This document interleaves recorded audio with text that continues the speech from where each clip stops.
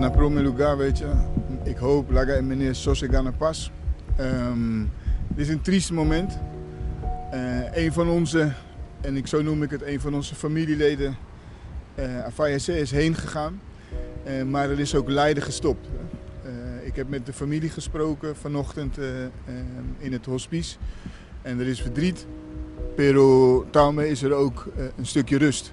En voor ons een zeer gewaardeerde politiechef, een zeer gewaardeerde docent, een korpschef is overleden. Dat is gewoon iemand uit onze familie. Dus dat komt even hard binnen. Sowieso is hij een voorganger. Dus we staan ook op zijn schouders. Ik sta ook op zijn schouders als korpschef. En daar heb ik ontzettend veel respect voor. Onder zijn leiding zijn een heleboel andere mensen ook gegroeid. Maar hij is niet alleen als korpschef geweest. Hij was ook een docent, een goede docent. Ik heb met wat mensen ook gesproken. En in Nambisami, weet je, het was iemand die erg betrokken was. Als er gesport moest worden, dan sportte hij mee. Als er even begeleiding nodig was, dan was hij altijd bereikbaar voor een gesprek, voor begeleiding. En als er gecorrigeerd moest worden, kon meester Bernardine ook erg streng zijn.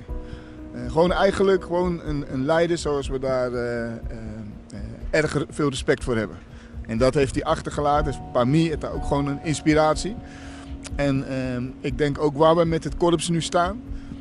We bouwen voort op wat anderen hebben achtergelaten. Dus wat nu vandaag is ook deels zijn resultaat. Nou, we gaan hem alle eer geven die hij verdient.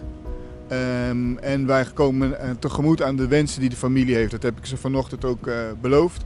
En wat er allemaal gaat gebeuren, als Mr. Papikou en familie, wat zij willen. En hoe wij daarin kunnen faciliteren.